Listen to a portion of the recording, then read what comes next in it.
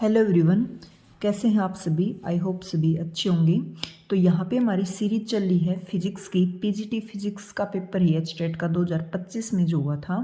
तो यहाँ पे कंटिन्यूस हम 133 क्वेश्चन तक कर चुके, वन बाय वन क्वेश्चन सभी इतने इजी मेथड से किए हमने, फॉर्मूला लगा के और समझ के, थ्योरी पार्ट को भी समझ के, मतलब इतने इजी कंसेप्ट रखा है, उससे इजी तो आई थिंक क्या ही होगा। तो नेक्स्ट क्वेश्चन करते हैं। देखिए 134 का क्वेश्चन है ये। A parallel plate capacitor is maintain at a certain potential difference. Maintain मतलब पोटेंशियल डिफरेंस अप्लाई कर रखा है। When is 3 mm thickness slab is introduce between the plate to maintain the same potential difference. पहले जो question होता है ना, given question होता है, उसका मीनिंग समझा करो। इसने बताया कि 3 mm थिकनेस की एक स्लैब को इंट्रोड्यूस कर दिया उन प्लेट के बीच में और पोटेंशियल डिफरेंस को सेम रखा है। अभी पोटेंशियल डिफरेंस चेंज नहीं किया। The distance between the plate is increase. तो डिस्टेंस है प्लेट्स की वो इंक्रीज हो जाएगी। कितने से इंक्रीज होगी? 2.4 mm से। तो हमें डाइलेक्ट्रिक कॉन्स्टेंट निकालना है। तो देखो जो 12th की फर्स्ट यूनिट का 4th पार्ट है ना कैपेसिटर वाला, वहाँ से क्वेश्चन है ये। ठीक है, क्वेश्चन नंबर कौन सा? 134 का। तो सभी को एक फॉर्मूला पता होगा भाई, relation between E and V क्या होता है? E इज इक्वल टू होता है dv by D x. I think ये परसिव रिलेशन अभी बिल्कुल सभी को पता होगा। तो यहाँ से अगर मैं v की वैल्यू लिखूँ तो ये होता है E इंटू डी। मैं जस्ट कंसेप्ट बता रही हूँ, जो इंक्रीज लेंथ की बात करे है उसका। इसने बोला कि v जो है वो सेम होना चाहिए। हमने उसके अंदर डाइलेक्ट्रिक स्लैब को इंट्रोड्यूस कर दिया, उसके बावजूद v की वैल्यू चेंज ना हो। अब कोई भी पैरेलल प्लेट कैपेसिटर है, उसके अंदर डाइलेक्ट्रिक स्लैब मान लो t थिकनेस की इंट्रोड्यूस कर दी, ठीक है, तो इलेक्ट्रिक फील्ड होता है ना, इलेक्ट्रिक फील्ड वो डिक्रीज हो जाता है। अब v को सेम रखना है, e की वैल्यू इंट्रोड्यूस करने के बाद डिक्रीज होगी, तो किसको इंक्रीज करना पड़ेगा? d को। d मतलब थिकनेस को। इसीलिए इसकी थिकनेस जो है वो इंक्रीज होगी। कितने से इंक्रीज होगी? 2.4 mm से। ये मैंने थिकनेस इंक्रीज का कंसेप्ट बताया अभी। अब क्वेश्चन सोल्व करते हैं। देखो जो डिस्टेंस होती है ना, डिस्टेंस इंक्रीज, उसका एक डायरेक्ट फॉर्मूला होता है भाई। इसका प्रूफ भी मैं बिल्कुल सिंपल मेथड से एक एक स्टेप को बताते हुए समझाऊंगी। बस एक बार फॉर्मूला देख लो। डिस्टेंस इंक्रीज का फॉर्मूला होता है t इंटू 1 माइनस 1 बाई के। के इज डाइलेक्ट्रिक कॉन्स्टेंट। ठीक है, वैल्यू पुट करो। डिस्टेंस इंक्रीज कितनी हुई थी? 2.4 mm। पहले कितनी थी? 3। ठीक है, मतलब टी थिकनेस है भाई, टी उसकी थिकनेस है जो डाइलेक्ट्रिक स्लैब हमने इंट्रोड्यूस की थी, इसकी दे रखी 3 mm। 1 माइनस 1 बाई के। ठीक है, तो 2.4 is equal to 3 minus 3 by K. 3 by के को इधर ले आओ, 3 माइनस 2.4, इसमें इसको माइनस करो तो 3 बाई के इज इक्वल टू आ गया 0.6 और के की वैल्यू आ गई यहाँ से काटो 3 2 जा मतलब 5 पे। ठीक है, 60 30 जाएगा ना 5। हाँ, के की वैल्यू आ गई भी यहाँ से 5। ठीक है, हाँ अब इसका प्रूफ बता देती हूँ। ये देखो, ये फॉर्मूला है डायरेक्ट जो याद रखना है। डिस्टेंस इंक्रीज हुई क्योंकि इलेक्ट्रिक फील्ड डिक्रीज हो गया जब उसके अंदर डाइलेक्ट्रिक स्लैब इंट्रोड्यूस करेंगे। तो इलेक्ट्रिक फील्ड डिक्रीज होने से उसकी जो डिस्टेंस है, थिकनेस, वो इंक्रीज हो जाएगी। तो डिस्टेंस इंक्रीज का फॉर्मूला होता है टी इंटू 1 माइनस 1 बाई के। इसका प्रूफ बताती हूँ मैं बिल्कुल सिंपल मेथड से। देखो ठीक है, ताकि ये ना रहे कि फॉर्मूला कहाँ से ले लिया, कैसे ले लिया। यहाँ पे मैं लिख देती हूँ प्रूफ। v का फॉर्मूला होता है अपने पास v इंटू ई नोट इंटू डी, थिकनेस। एक इसको मार लो। मानना मैंने जैसे डाइलेक्ट्रिक स्लैब उसके अंदर इंट्रोड्यूस की थी, टी थिकनेस थी, तो इलेक्ट्रिक फील्ड कितना हो जाएगा? ई नोट पहले था तो के डाइलेक्ट्रिक कांस्टेंट से रिड्यूस हो जाएगा, कम हो जाएगा। ठीक है, तो v1 की वैल्यू अब कितनी होगी? इसके अंदर पुट करेंगे तो ई नोट बाई के इंटू में टी, डी मतलब थिकनेस टी। तो इक्वेशन नंबर 2 मान लो। ये v1 है डाइलेक्ट्रिक स्लैब को हमने इंट्रोड्यूस करने के बाद वाला ही। ठीक है, तो देखो ऐसे थी अपने पास, ऐसे हमने टी थिकनेस की डाइलेक्ट्रिक स्लैब उसके अंदर इंट्रोड्यूस की। बाहर क्या है यहाँ पे? एयर। उस एयर वाले हिस्से का निकालेंगे हम v2। तो देखो ई नोट इंटू में थिकनेस कितनी है? पूरी d1 मान लो ये, तो d1 में से t को घटा दो तो एयर वाला हिस्सा आ जाएगा। तो इसको मैं ऐसे लिख दूंगी d1 माइनस टी। ठीक है, तो टोटल अपना वी होता है वो उसकी वैल्यू क्या होती है, दोनों का एडिशन वी, टोटल वी मतलब V1 एयर वाले का और V2 डाइलेक्ट्रिक स्लैब का। तो दोनों की वैल्यू रख दो। वी की वैल्यू क्या होती है अपने पास, E naught electric field, D distance थी, V1 की वैल्यू हमने क्या निकाली, E naught by K into में टी, प्लस में V2 की वैल्यू क्या है, ई नोट बाई, मैंने उल्टी सीधी रख दी क्या, V2 की ये थी 3 नंबर इक्वेशन मानो, हाँ इसकी रखेंगे अब, और इंटू में डी थिकनेस माइनस में टी, बस दोनों को V1 V2 की वैल्यू जो ऊपर हमने निकाली वो रख दी और टोटल वी के इक्वल रख दी। अब इनको सोल्व करो, देखो क्या बनेगा अपने पास, ई नोट तो कैंसिल हो जाएगा चारों तरफ इन तरफ से, तो डी की वैल्यू आ गई भी डी डैश ये बड़ा माइनस में टी प्लस में टी बाई के, उधर लेके जाओ तो डी डैश माइनस में डी इधर जाके प्लस हो जाएगा तो टी माइनस टी बाई के। तो डी डैश माइनस डी क्या है, चेंज इन लेंथ, ठीक है, इज इक्वल टू, यहाँ से मैंने जो पीछे फॉर्मूला लिखा था चेंज इन लेंथ, टी को कॉमन लोगे तो ये बनेगा 1 माइनस 1 बाई के, यही था देख लो। बिल्कुल सिंपल मेथड से मैंने इसका प्रूफ बता दिया कि जब कैपेसिटर की प्लेट हो उनके बीच में डाइलेक्ट्रिक स्लैब करेंगे टी थिकनेस की, तो यहाँ पे भी हमने V1 निकाला, बाहर एयर का V2 निकाला, total V V1 plus V2 के इक्वल है, तो V1 की वैल्यू V1 की V2 की और V की सभी का बस कैलकुलेशन करके फॉर्मूला आ गया। तो डायरेक्ट इस फॉर्मूला को भी याद रख सकते हैं भी, कोई बड़ा लंबा चौड़ा नहीं है। तो अब नेक्स्ट क्वेश्चन देखते हैं क्या है। देखो, if the potential energy of A harmonic oscillator of the mass 2 kg दे रखा है, in its equilibrium position is 5 joule and the total energy is 9 joule. Total ये दे रखी भी इक्विलिब्रियम पोजीशन पे 5 जूल है। When the amplitude is 1 metre, amplitude जब 1 metre था है मतलब the period of the oscillator in second, मतलब टाइम पीरियड निकालना हमें सेकेंड में। तो देखिए कैसे करेंगे इस क्वेश्चन में, पहले जो डाटा गिवन है वो लिख लेते हैं। 135 का क्वेश्चन है ये, इसमें हमें क्या क्या दे रखा है, देखो मास दे रखा है 2 kg, पहले जो चीज़ गिवन वो लिख लें, और पोटेंशियल एनर्जी दे रखी है हमें इक्विलिब्रियम पोजीशन पे 5 जूल, ठीक है। टोटल एनर्जी हमें दे रखी है 9 जूल और एम्पलीट्यूड की वैल्यू दे रखी है 1 मीटर।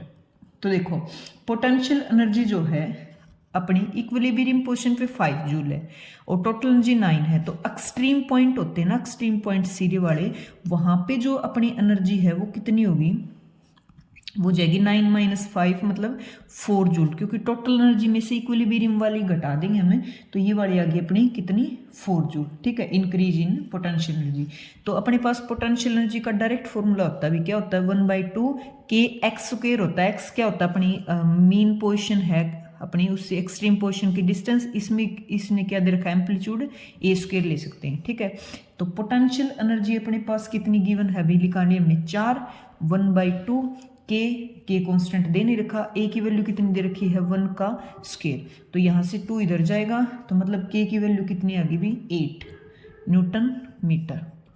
अच्छा, के की वैल्यू क्यों निकाली, हमें निकालना था टाइम पीरियड, और टाइम पीरियड का सभी को पता होगा, सिंपल पेंडुलम के डायरेक्ट फॉर्मूला होता है 2πm/k, ये बड़ा फॉर्मूला होता है। देखो एम दे रखा, के दे नहीं रखा था, तो के की वैल्यू निकाली हमने। ध्यान रखना भी, अगर इक्विलिब्रियम पोजीशन पे पोटेंशियल एनर्जी दे रखी हो तो हमें जो पोटेंशियल एनर्जी निकालनी पड़ेगी वो टोटल में से माइनस करनी पड़ेगी। अगर पोटेंशियल एनर्जी इक्विलिब्रियम पोजीशन पे 0 है तो जो एनर्जी दे रखी ना हमें सब वही यूज करनी, ध्यान रखना ये बात। तो T is equal to 2π√m की वैल्यू देखो कितनी 2 बाई के की कितनी निकाली 8, ये आ गया 1/4, तो 2π4 बाहर निकलेगा तो 2 निकलेगा, तो 2 टाइम पीरियड आ गया पाई, और पाई की वैल्यू होती है 3.14। बिल्कुल सिंपल है, जस्ट इसने टाइम पीरियड पूछा है, टाइम पीरियड का फॉर्मूला था 2π√m/k, सभी को याद होगा। मास दे रखा, के का फंडा था, बस के कांस्टेंट कहाँ से निकाले, तो वो पोटेंशियल एनर्जी हमारे पास, उसका फॉर्मूला था 1/2 के एम्पलीट्यूड का स्क्वायर, यहाँ से के निकालना बस, ठीक है। तो मैंने बताया जब इक्विलिब्रियम पोजीशन पे 0 पोटेंशियल एनर्जी, तो जो एनर्जी गिवन है वही हमें यूज करनी है, और अगर दे रखे है इक्विलिब्रियम पोजीशन पे और टोटल में से, तो माइनस करनी पड़ेगी टोटल वाली एनर्जी में से, ठीक है। बस इतना सा कंसेप्ट था इसका।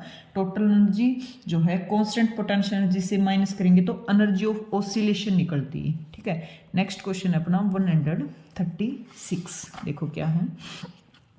ए 9 वोल्ट जो है वोल्टेज सप्लाई कर रखा है अभी, run A car stereo system from the car जो है उसमें 12 वोल्ट बैटरी यूज़ कर रखी है, जिनर डायोड दे रखा है भाई जिसमें 9 वोल्ट वोल्टेज है, पावर दे रखी है, use as a voltage regulator. देखो वोल्टेज रेगुलेटर सभी को पता होगा, जिनर डायोड यूज किया जाता है एज ए वोल्टेज रेगुलेटर, मतलब वोल्टेज सेम रखे। इफ द लोड रेजिस्टेंस दे रखा है तो डायोड करंट निकालना है, बिल्कुल इजी वे में बताऊंगी भाई डायोड करंट। अगर वो पूछे लोड करंट, बस दो ही फॉर्मूला का फंडा यहाँ पे ध्यान रखना, तो V is equal to I R होता है, तो I is equal to V by R load resistance. हमेशा ये यूज करना जब करंट पूछे लोड का। अगर करंट पूछे जिनर डायोड का तो हमेशा पावर वाले मेथड से यूज करना, P is equal to V I होता है, तो I is equal to P by V। बस दो ही फॉर्मूले काम के यहाँ पे ध्यान रखना, लोड करंट या जिनर करंट। तो हमें तो जिनर करंट पूछा इसने, तो I Z is equal to power कितनी दे रखी हुई 0.27 और इसकी वैल्यू कितनी दे रखी, V की वैल्यू 9। बस काट दो इनको और कुछ भी नहीं है। अपने पास कितना बना करंट देखो, दो नीचे जाएंगे 0 और 3 3 जा 9 पे पूरा ही कट रहा है। इस पर कितनी वैल्यू आएगी देखो, इसमें 0.20 आ गई ना, 0.3 एम्पीयर आ गया। ठीक है, सिंपल सा है करंट, 0.20 है ना भाई, 0.03 एम्पीयर आया है। ठीक है, एक बार ये लोड रेजिस्टेंस और निकालो, V की वैल्यू कितनी दे रखी है, V की वैल्यू है 9 और लोड रेजिस्टेंस कितना दे रखा है 450, इसकी वैल्यू निकालेंगे तो 0.02 एम्पीयर आया। देखो लोड करंट होता है वो हमेशा कम होता है, जिनर डायोड का करंट ज़्यादा मिलेगा क्योंकि ये करंट एक्स्ट्रा करंट को ऑब्जॉर्व कर लेता है वोल्टेज को मेंटेन रखने के लिए, as a voltage regulator use करने के लिए। तो जिनर का करंट पूछे पावर वाले मेथड से निकालो, लोड करंट पूछे V equal to I R मतलब ओम्स लॉ से निकालना, बस इतना सा फंडा है। तो देखिए next question. A p-type semiconductor has a acceptor level of 57 mega electron volt energy दे रखी भी। दो लेवल होते हैं, acceptor level, donor level. Donor level होता है वो जैसे कंडक्शन बैंड और वैलेंस बैंड होते हैं ना, कंडक्शन बैंड होता है नीचे, वैलेंस बैंड यहाँ मिलेगा और एक्सेप्टर लेवल यहाँ मिलेगा, वैलेंस बैंड के जस्ट ऊपर, कंडक्शन बैंड के जस्ट नीचे। ठीक है, तो मिनिमम वेवलेंथ निकालनी है of the light create a hole is, तो मिनिमम वेवलेंथ मतलब लैम्डा की वैल्यू निकालनी भी, बिल्कुल आसान सा क्वेश्चन है। 137 देखो एनर्जी दे रखी है 57 मेगा इलेक्ट्रॉन वोल्ट, पहले इसको कन्वर्ट करो, 57 मेगा की वैल्यू कितनी होती है 10 टू द पावर मिली मिलेगा भाई, ये है ना, -3 ले लेते हैं क्योंकि मैंने आंसर चेक किया था, ये आंसर मैच नहीं हुआ। ये मेगा की वैल्यू तो 10 टू द पावर 6 लेंगे हम और मिली की 10 टू द पावर -3, तो 10 टू द पावर 6 से आंसर मैच नहीं हो रहा तो मिली मिलेगा। कई बार मिस प्रिंट हो जाता है, आंसर मैच करने के लिए मैंने मिली ले लिया यहाँ पे। ठीक है, तो एनर्जी का फॉर्मूला क्या होता है अपने पास, एच न्यू या फिर H C by lambda. Lambda हमें निकालना तो ये इधर चला जाएगा, ये इधर एच सी बाई ई। अच्छा, प्लांक कांस्टेंट जिसकी वैल्यू होती है 6.6 to 10 to the power -34। C की वैल्यू होती है speed of light 3 to 10 to the power 8 और ई की वैल्यू हमने निकाली 57 10 to the power -3 1.6 10 to the power -19। ठीक है, तो इसको मैंने सोल्व किया था भाई, तभी मैं बता रही हूँ इसकी वैल्यू मैच नहीं हुई थी। ये कैलकुलेशन बनेगी कुछ इंटू में 10 टू द पावर 34 है ना और 30 ये हो जाएंगी, तो इसका आंसर बनेगा 2.18 10 टू द पावर -8 मीटर। ठीक है, तो आंसर बिल्कुल मैच हो गया था भाई मिली मानने से। सिंपल जो एनर्जी का फॉर्मूला होता है is equal to H nu या एच सी बाई लैम्डा, वहां से लैम्डा बस कैलकुलेट किया, सब कुछ गिवन है। एच प्लांक कांस्टेंट जिसकी वैल्यू फिक्स होती है, C energy speed of light होती है जिसकी value 3 to 10 to the power 8 होता है, री एनर्जी होती है। तो कुछ भी नहीं था, बस फॉर्मूला अगर याद है तो आसानी से क्वेश्चन कर सकते हैं भी। नेक्स्ट क्वेश्चन देखो,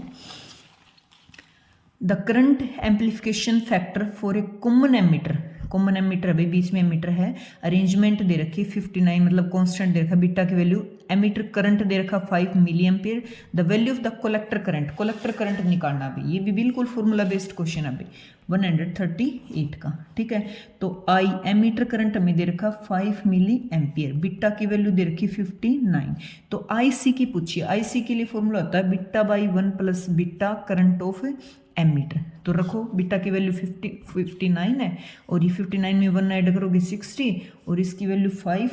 ठीक है, तो मिली में आंसर दे रखा, वरना तो हम मिली को खोलते, पर खोलने की जरूरत नहीं क्योंकि आंसर जो हो सारे मिली में है।